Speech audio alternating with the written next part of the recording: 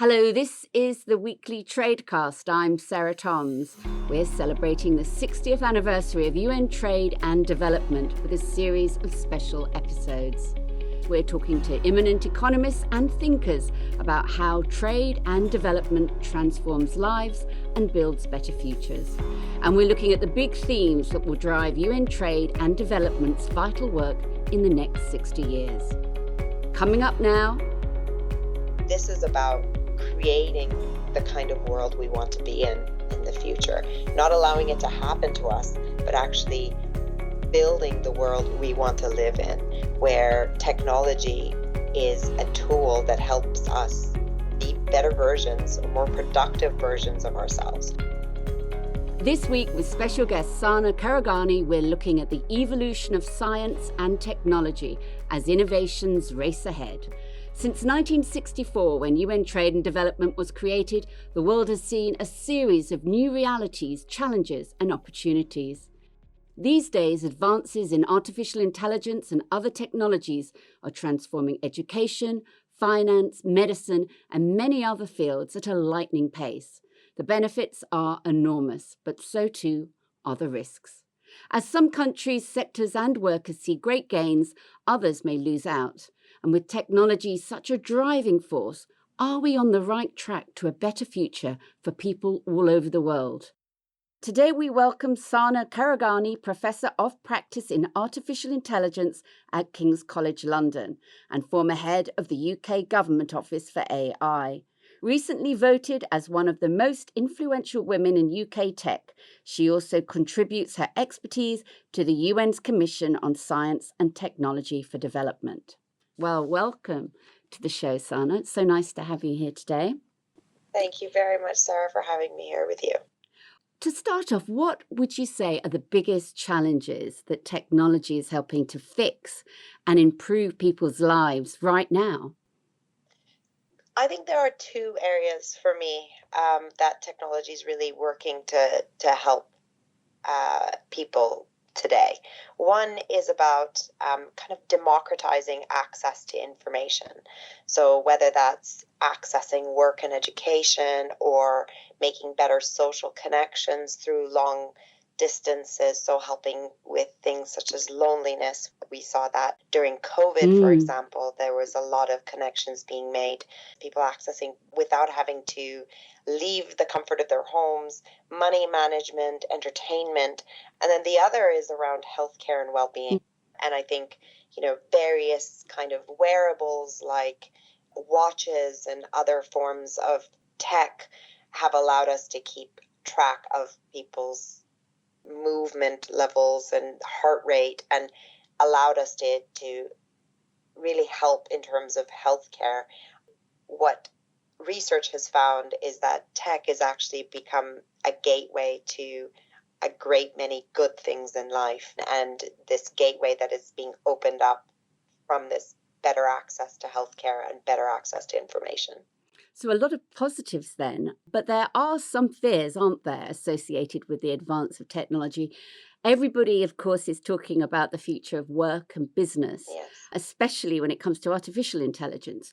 What does that future look like, and what are the risks and benefits for society when it comes to that? I think this is such an incredibly important area of work and one that we should be looking at, and in fact have started to look at more. There have been numerous promises about productivity gains through the use of artificial intelligence in business. Traditional industries are adopting artificial intelligence, so we are seeing the kind of effects this will have on the future of work and the future of employment of people.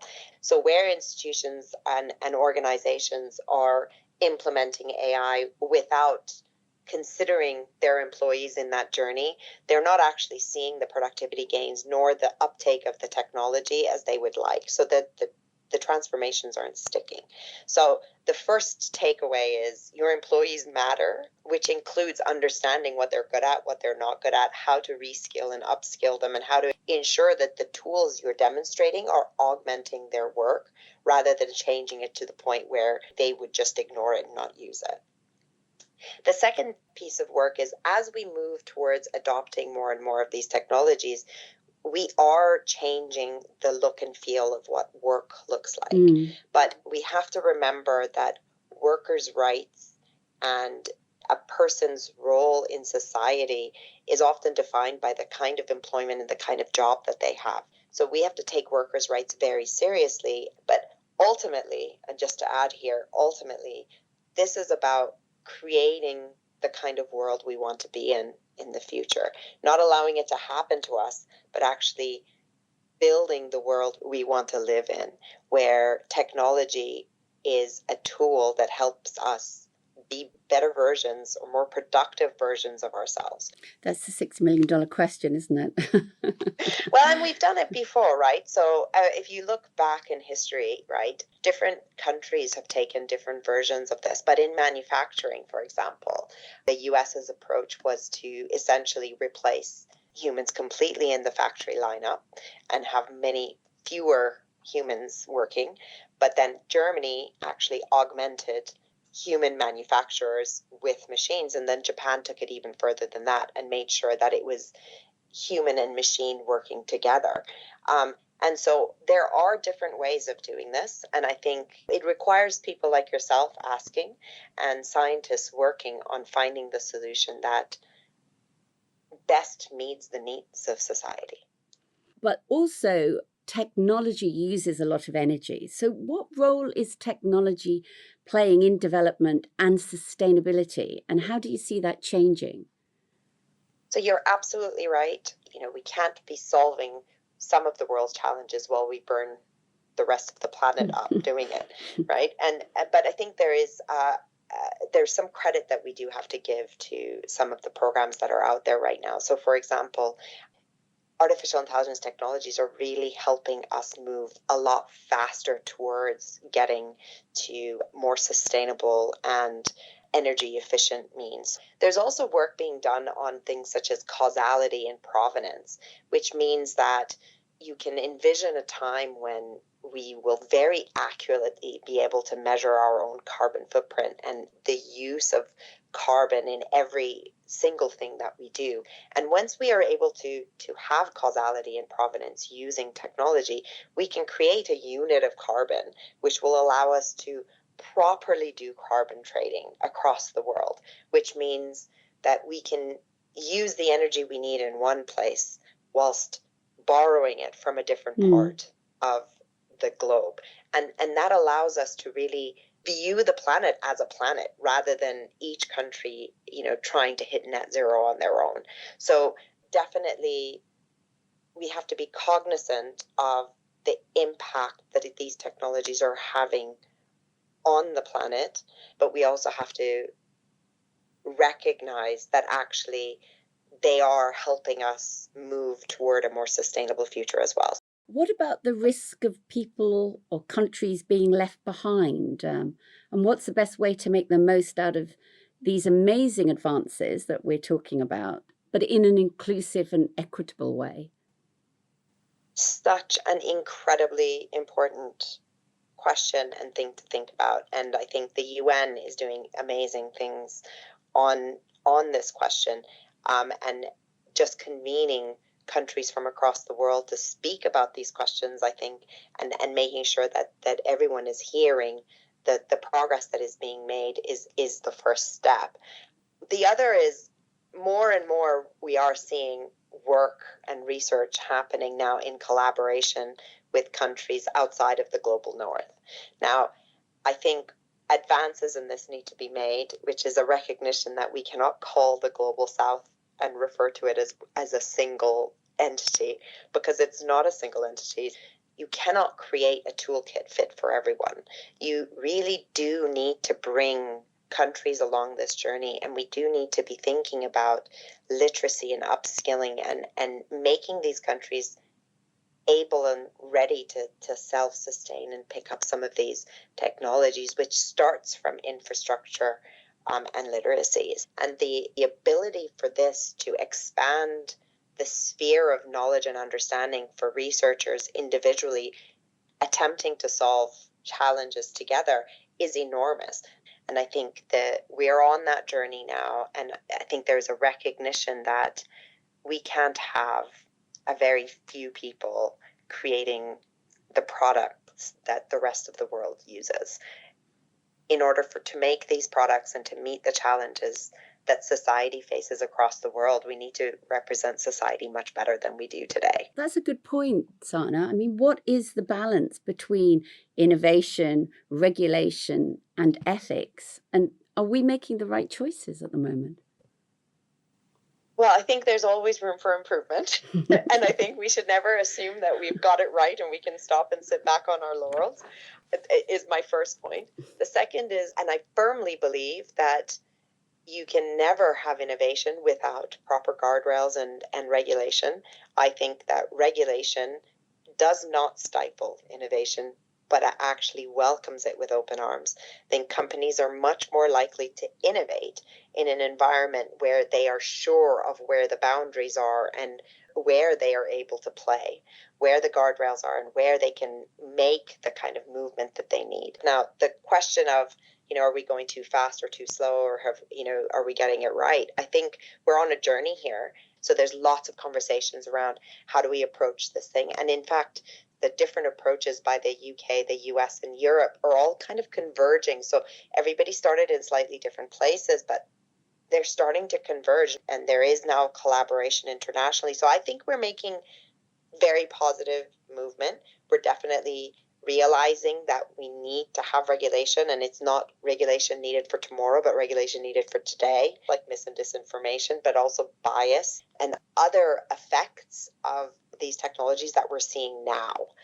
How do we, one, enforce the rules, and two, what roles does everybody have to play? Because we have the companies, the countries, and the multilateral agencies.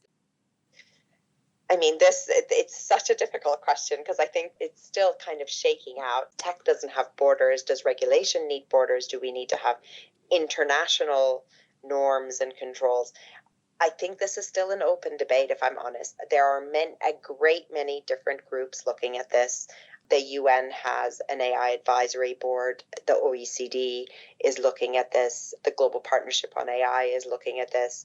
The G7 are looking at this. Each countries themselves are looking at this. The AI safety institutes now globally are looking at this. The more minds and the more people poring over what the right answers are, the better.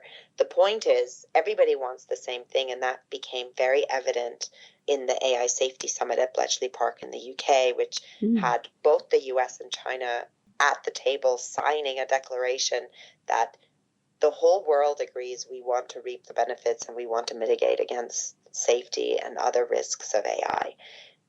That, for me, is instrumental in getting to where we want to be. Now, whether we have international regulations that everyone signs up to, or we have national regulations that are interoperable, I don't think makes a heap of difference. The bottom line is we need people to feel safe, we need societies to thrive, and we need tools that work augmenting our own capabilities in a safe and human flourishing way. So I think the answer is still to come out of this spaghetti of work, but as far as I'm concerned, the more the merrier. So the more thought, the more perspective, the more diverse the views, the more sound our approach will be. What really amazes you about the leaps and bounds in technology that we've seen, and what concerns you the most? So what amazes me is how quickly we have made incredible progress. Like we have, things like the DeepMind protein folding. They've now folded all the proteins that had taken, science up until now. They've done it within 6 months. The ability to democratize using the technology that we have. So a combination of large language models plus music technology allows us to democratize music making in a way that has never been accessible to a person who doesn't have a musical background. And now we're making it accessible. The ability to use words to create artwork, which makes creativity accessible to disabled people who wouldn't have been able to do these things in the past. Like, these things are incredibly amazing, and that kind of spans creativity a little bit. And then if you think about science, if you think about that the advances we're making in medicine is absolutely mind-blowing. I am so excited about the prospects of what we have before us, right? The ability to map the ocean floor, understanding this kind of science, will enable incredible things in our future that we never would have been able to see in a single person's lifetime. So I'm so incredibly excited by the prospect of these technologies. And yes, obviously there are many, many concerns, right? My biggest one is the digital divide, right? We're in such a crucial moment in time where we have to make sure that what we're doing isn't creating a bigger divide between those who have and those who have not. So that digital divide question and the question around literacy for me are enormous. I don't think they're beyond our ability to solve. We have the right resources to allow the entire world to reap the benefits from these technologies, and that's my hope. Looking ahead, what do you see in the next 60 years? What are the possibilities out there? I think the only thing I know is that it's impossible to know what the future holds. But I am incredibly optimistic. I'm optimistic about the possibilities that these technologies can unlock for us. We need creativity to open our minds to the art of the possible. And when we have the art of the possible opened in front of us, we can use technologies like this to make that happen. So I truly believe we're in a place where we can imagine the kind of world we want to be in and use these technologies to get us there. And that would be my hope for the next 60 years. Thank you to Sana Khareghani, Professor of Practice in Artificial Intelligence at King's College London, who was this week's guest. Tune into the weekly Tradecast next week and every week for more insights on the most pressing issues around the world of trade and development. And there's even more on our website, unctad.org. I'm Sarah Toms in Geneva. Goodbye for now.